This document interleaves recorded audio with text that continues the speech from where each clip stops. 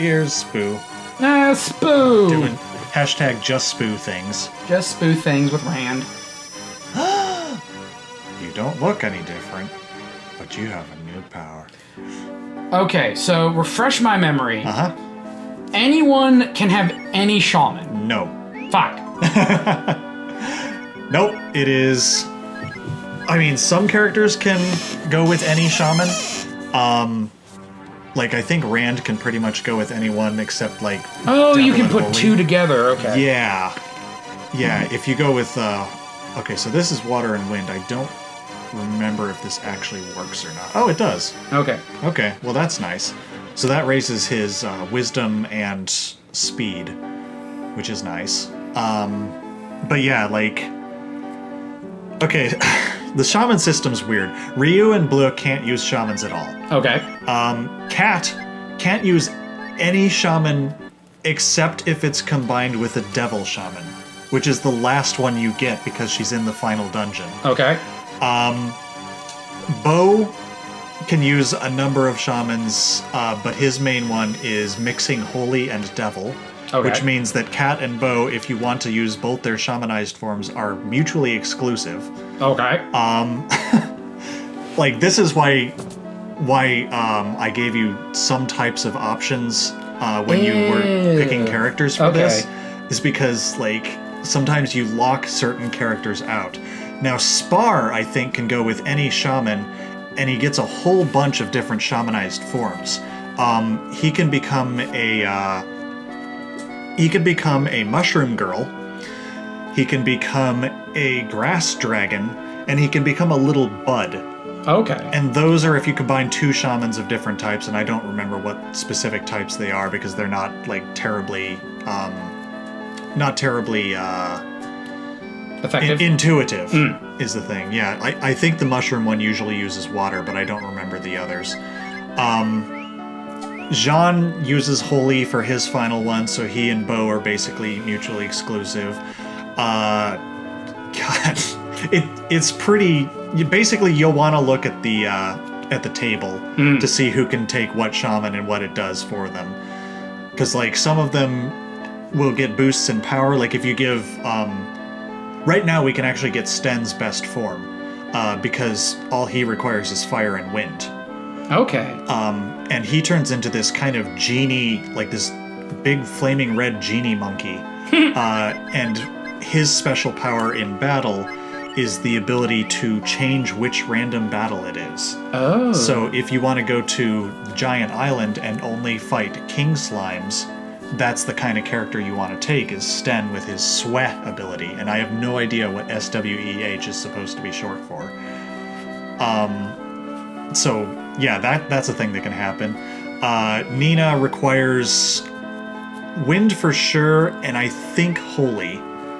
I think holy for sure, and maybe wind. Okay. I think you can also use water with her, but I can't remember.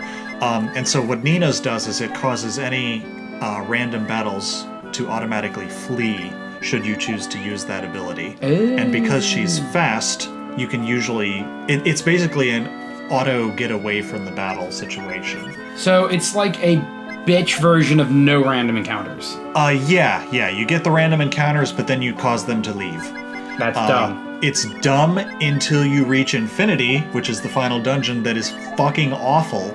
And then it's like your best friend. Well, no, I mean, it's dumb in the sense of, at that point, why not just give you an ability to prevent random battles? I mean, I guess, yeah. Because there is no such thing in this, I guess. I don't fucking know. Yeah. Even though there's a way to make your random battles less. So, whatever. Yeah, Rand requires the Earth Shaman, because that is actually heavily tied to his backstory and his hometown and everything like that.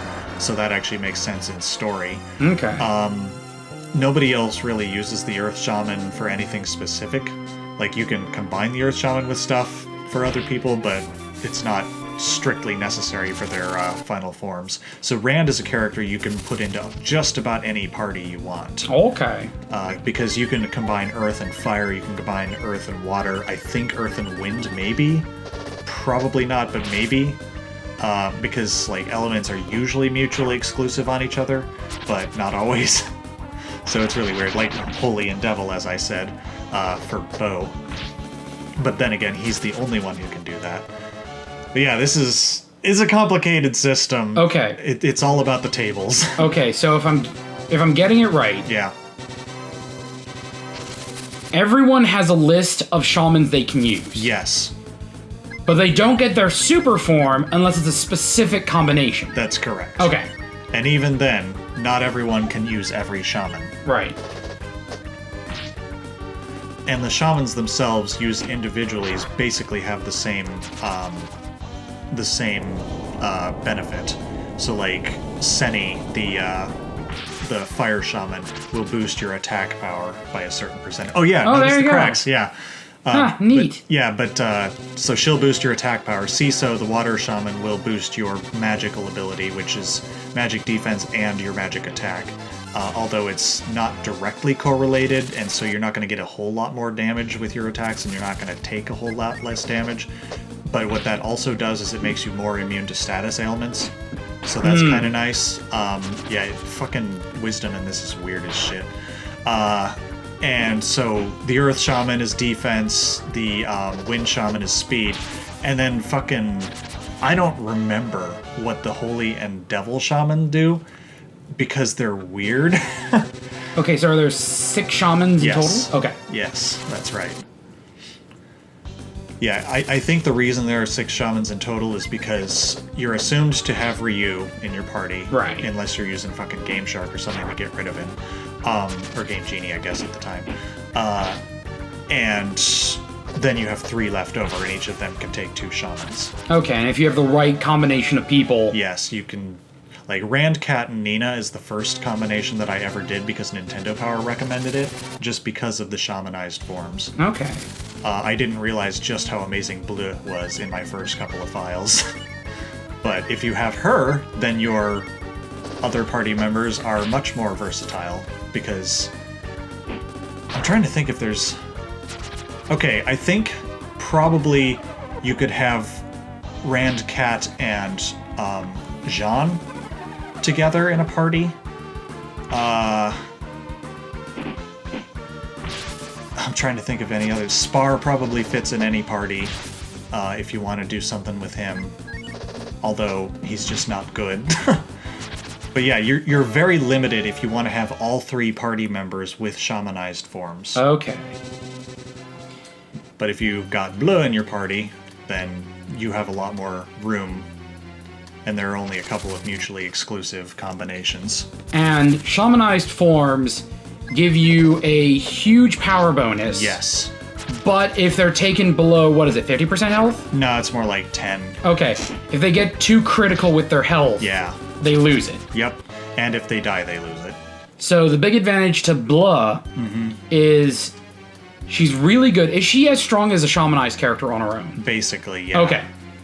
So I was wondering, is she fucking so OP that she's on the same level as a shamanized character? Essentially. Or if she's slightly below it, but you never get rid of it. Yeah, so Bleu has all of the best spells in the game, at least as far as damage go. So she can essentially replace Nina. The only difference is that her normal ability simply replaces all of her hit points at the cost of defense in that particular battle. It's called Shed. It just restores everything and then lowers her defense, presumably because she's gotten softer. Okay. Oh no, Spar, no. But so that's not particularly useful compared to Nina's ability to make enemies leave.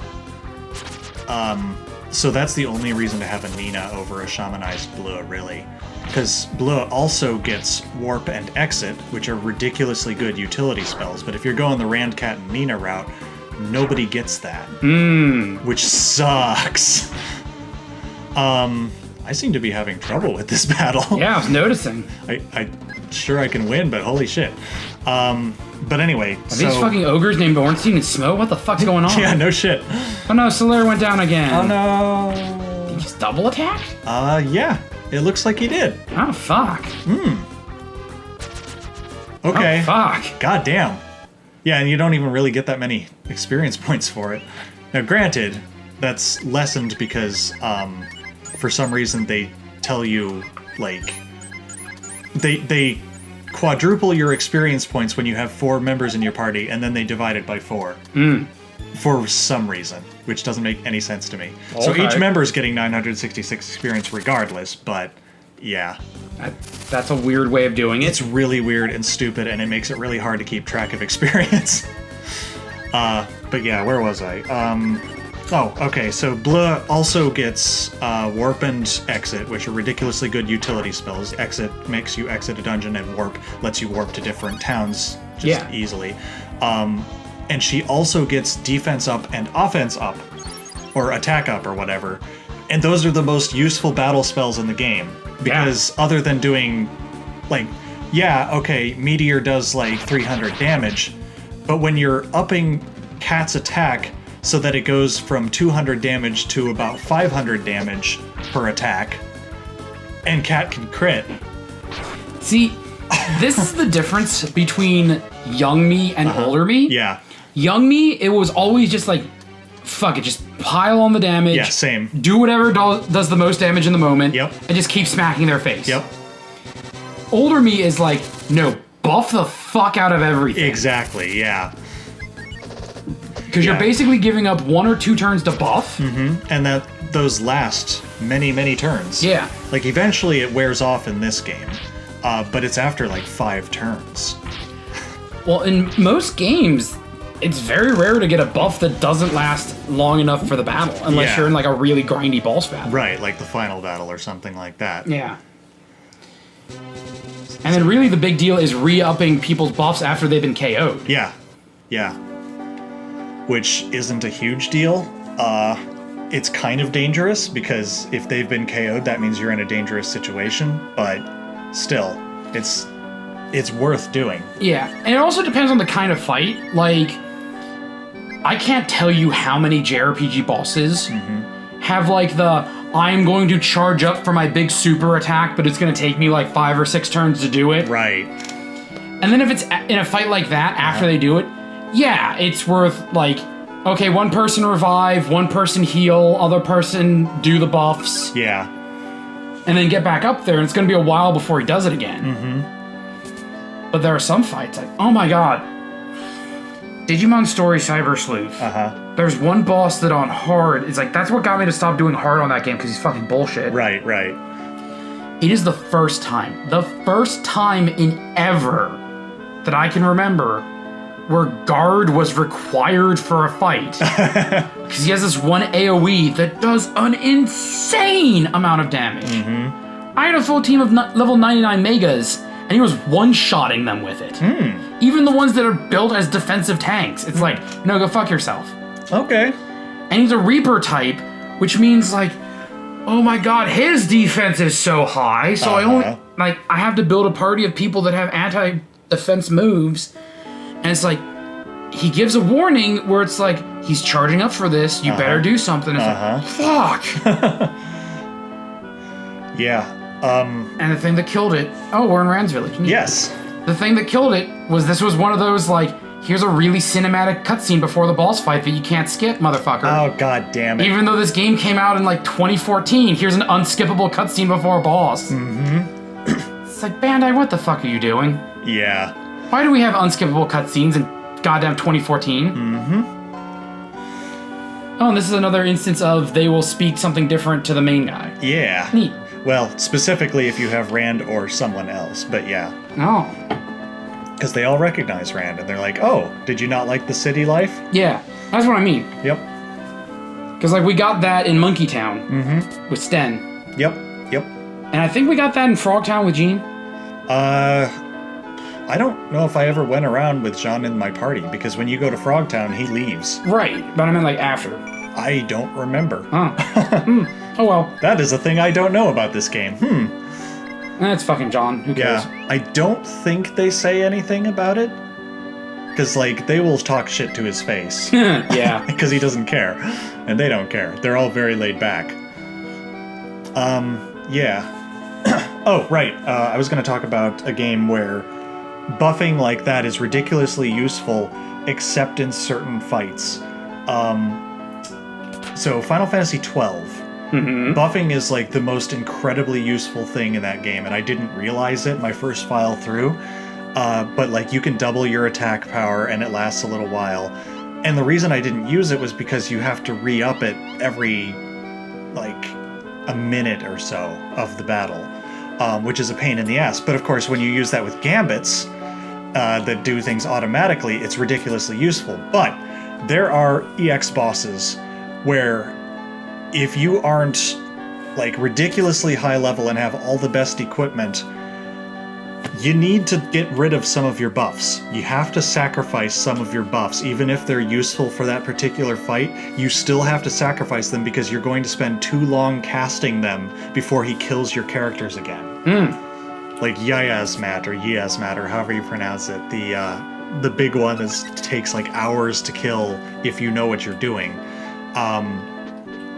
That fucker, like later on, he has instant death moves where the only way to somewhat negate the instant death is to cast Shell on yourself, and then it lowers the instant death to 50% instead of 100%. Oh yeah, so get out, you worthless rascal. What's this? Oh no, it's some guy in armor. Oh Daisy, please calm down, we just want to build a church. Saint Namanda, the agriculture god.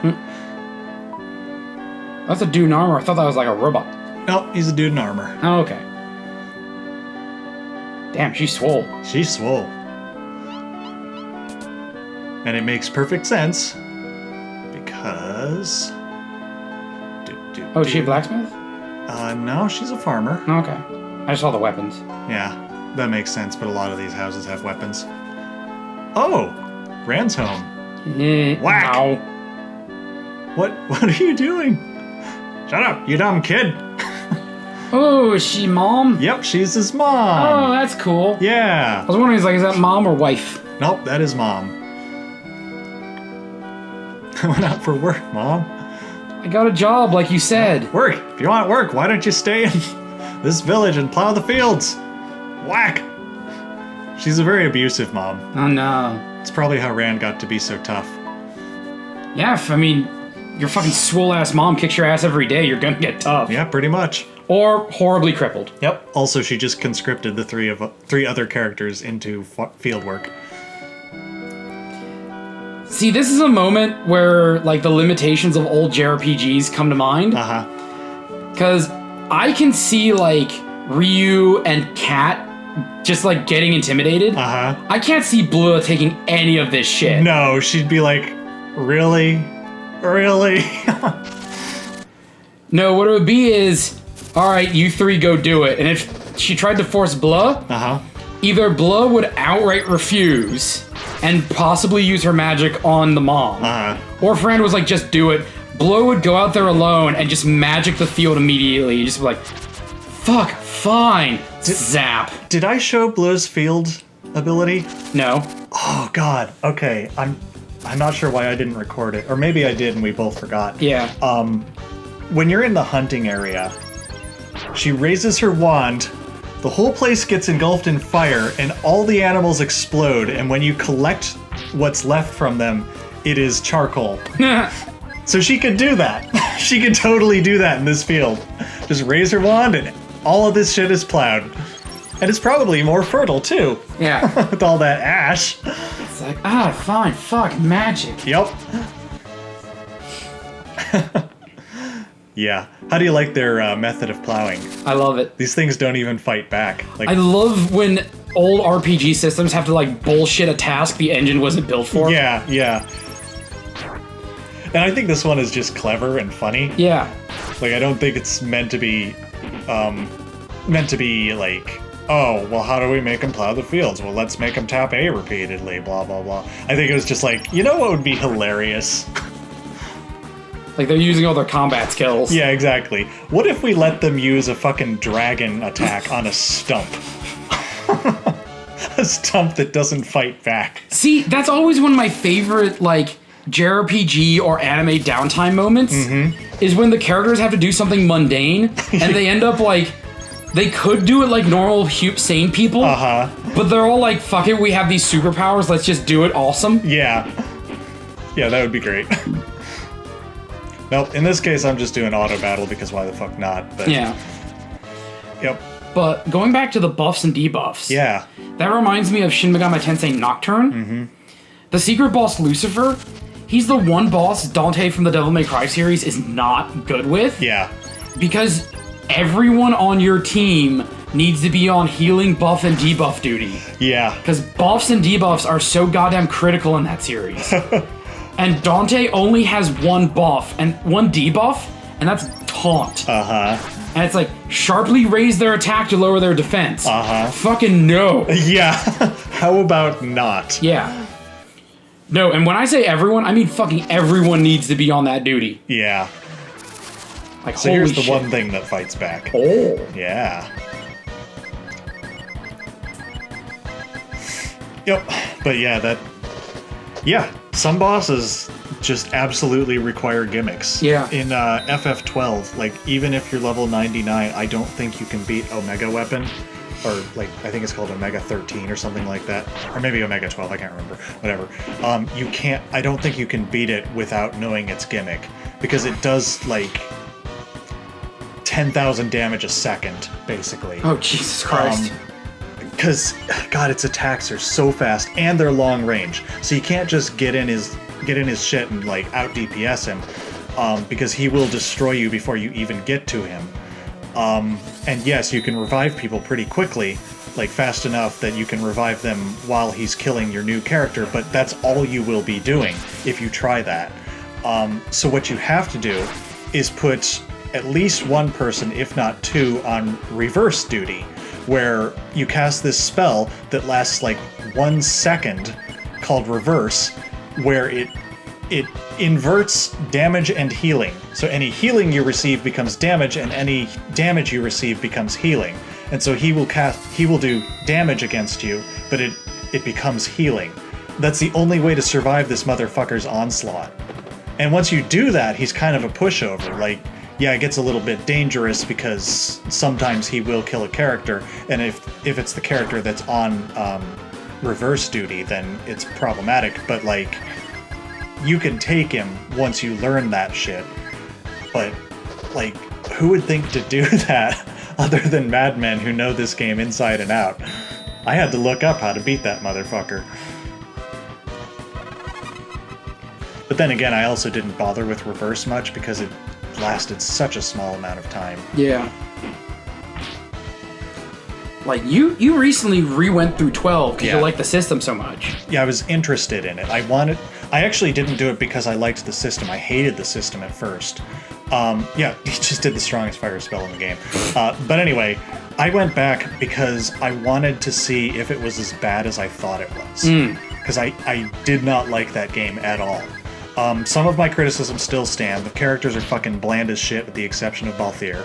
The storyline is more interesting than I gave it credit for, but it's still, on its surface, really fucking bland, because it's just, oh, you're the plucky band of rebels going against this horrible giant empire. It's like, yeah, that's Star Wars. But, like, the backstory to it is interesting, at the very least. Like, there's a lot of neat lore to the game and whatnot. Yeah, there we go, Dragon on a Rock. So it's not a bad game, and the battle system is actually much more interesting. But another thing that I had a problem with was that everything took so fucking much time. And I think that was because I wasn't using the buffs. I wasn't raising my attack power by double, and I wasn't giving myself... I think I was using bubble belts and stuff like that, but, like, yeah, just... Bubble doubles your HP, for what it's worth. Like, just saying that because someone might not know. Okay. So it can get you past 9999, which is nice. Although that's all that appears on your HUD. But yeah, like, protection is good. Shell is good against enemies that do a lot of magic stuff. Just, yeah, it's got a good system to it. But it is still pretty slow, and one of the things that made it a lot more tolerable to me was the fact that I was playing it, yes, on my legally owned disc, but on a PS2 emulator on my computer, and I used a speed up function. Apparently, they fixed a lot of that in more recent versions. Like the Zodiac one that came out recently, you get the ability to run, which is fantastic because there's a shit ton to run through. Yeah, it's still kind of a mess, but it's got a fantastic soundtrack. It's got a really huge, sprawling, beautiful landscape. There's so many different places to go. There's so much secret stuff to find, which at first irritated the shit out of me, but like when I stopped caring about the mechanics being terrible, I was much better with it. Summons still suck, unfortunately. But yeah, just, I don't know, FF12 is not as bad as I thought it was.